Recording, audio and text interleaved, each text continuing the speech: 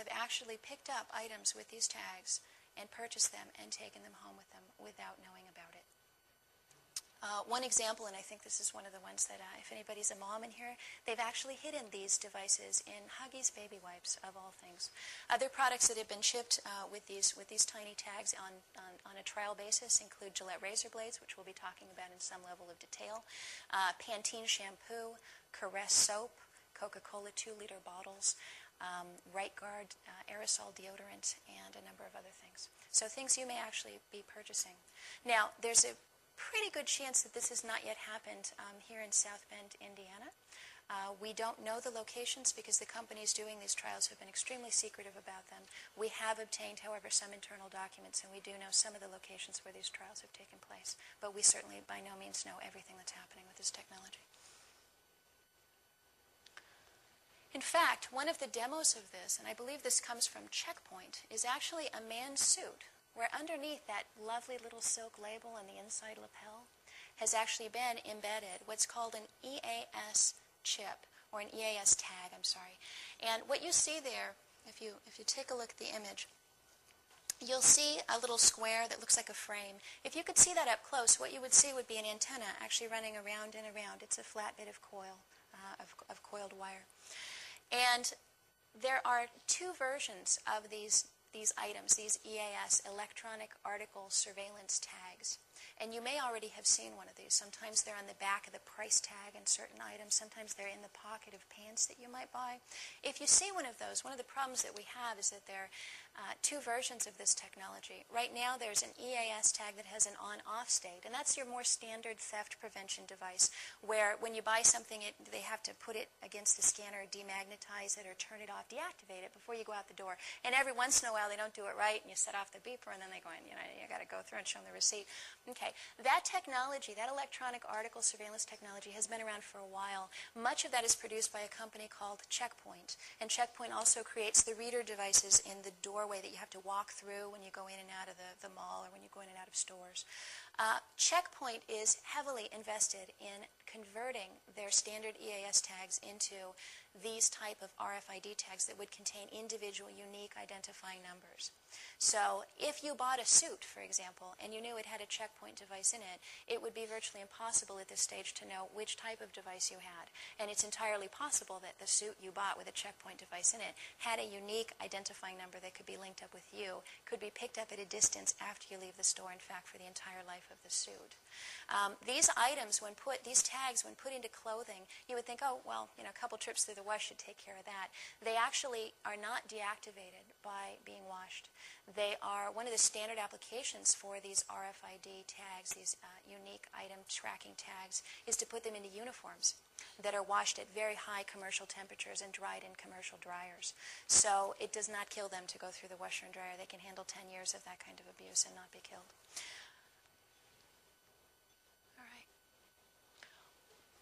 The problem, as we mentioned earlier, is RFID enables something called silent commerce. And it's one of the stated goals of, I would almost be tempted to say, global business, to have a system of silent commerce whereby everything in the supply chain, now the supply chain means everything from the manufacturer who gets the raw materials in the factory and makes the goods to that then gets shipped to a place where maybe it gets packaged, that gets shipped to a warehouse where it sits for a while and gets distributed out to the individual stores, all the way to the cash register and into your home. So the supply chain means actually supplying goods at various levels to various people until finally it winds up with us. So the goal of the supply chain on the side of global business is to know where everything is at all times.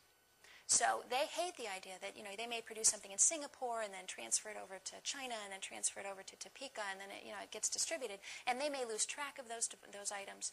Now that we're in an era where things get shipped all over the world, that's a real problem for businesses, and this is one of their proposed solutions. So there's a couple of things driving this technology. I think right now the goal, obviously some people have the goal of using it to track individuals, and we'll talk about that in a moment, but I think the driving force behind it right now in terms of money is the desire to track products so that things don't get lost, so that when a truck drives into a warehouse, for example, the total inventory of everything on the truck can be made. One example is the Department of Defense was using this because they want to know let's say they've got a big truck full of stuff and they unload it into a tent, and now they need to find a fan belt for a Jeep, and they don't know which box it's in. They can use this technology to scan the boxes and know their contents right through the box until they find the one that says, yeah, I'm the fan belt. So you can understand why on the supply side, people in charge of moving large quantities of stuff over large distances that can be quite confusing might want this technology. The problem is it doesn't stop there. There are already marketers, the very same people who are interested in knowing how much your home mortgage is and what your dress size is when you're buying orange juice at the supermarket. Those people have very, very interesting plans for this technology and for us. All right. And let's talk about those. The grocery store card, which has been near and dear to my heart, is something that I have loathed and despised for many years. The grocery store card, I've actually have this device that you see here on the screen. This is the next generation grocery store loyalty card. And what it is it is a plastic device. In the center where you see those antennas converging on one little speck, that speck is the RFID chip, the radio frequency identification chip with its own unique number. The things emanating out from it are antennas, and in fact the gentleman who gave me this was boasting that this is one of the few RFID tags out there that has two antennas, meaning that it can be read from inside of your wallet or purse, regardless of whether it's lying down or sitting upright or how it's oriented to the reader, and that it can be read without you taking it out of your wallet or purse as you walk through the doorway of the store from up to 20 feet away. Now, why would a grocery store want to know who you are before you even take your wallet out or before you even put a single item into your grocery cart? And the answer to that is that the grocery stores and other retailers have now gotten into the business of identifying profitability segments, where they actually make a determination based on your entire shopping history. Now remember, up until the 1990s, there was really no way for a merchant to know what your shopping history was. So we all got treated equally and kind of democratically when we walked into the store. Customers always right, and when you walked in, they would greet you with a smile no matter what, because who knows how much money you were carrying in your wallet.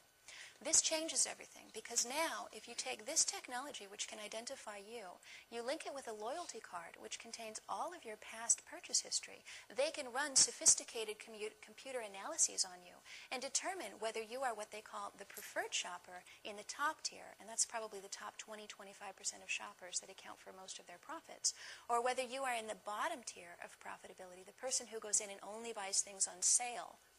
And they use ugly terms to refer to those shoppers. They call them things like bottom feeders and thieves.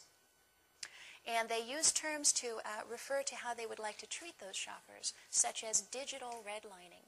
Meaning that if you were one of those shoppers and you reveal your purchase history to them by scanning a loyalty card, and let's say you're a college student, or let's say you're a little low on your luck, or you maybe just like to shop frugally, and you've been buying items on special, they want to identify you, and according to the advice of some supermarket consultants that I've been reading lately, they would like to offer you higher prices and poor service to discourage you from shopping at the store altogether. In fact, there is an article in a magazine called In-Store Marketing in England, which actually talked about formalizing this process, identifying people before they walk into stores in order to actually ask them not to shop there, possibly even putting bouncers at the door so that if they identified you as someone, who's returned 3 items in the past year, they would actually have someone come up to you and say, we're sorry, we simply can't please you. We've noticed that we're just not good enough for you. We'd like to escort you to the door and ask you to shop somewhere else. Now, on the other hand, if you're one of the top shoppers and you're in this upper tier, you might be listening to this going, well, I kind of like that idea. They're going to treat me the way I deserve to be treated, as a valuable customer. Well, your road is going to be even worse, because all of the microscopes are going to be trained on you, because you're who they want to target. And they do use words like target and prey. Like, you are their prey, you're their quarry, was another one that I saw recently. You are their target. So if you're in the top tier, it may even be worse for you, because it means that they will do things like train their surveillance cameras on you and follow you around the store. By the way, those surveillance cameras that you think are there to catch shoplifters, nowadays their primary use is to follow people around for market research purposes. In fact, some of those cameras are so sophisticated that as you stop and you pick up a package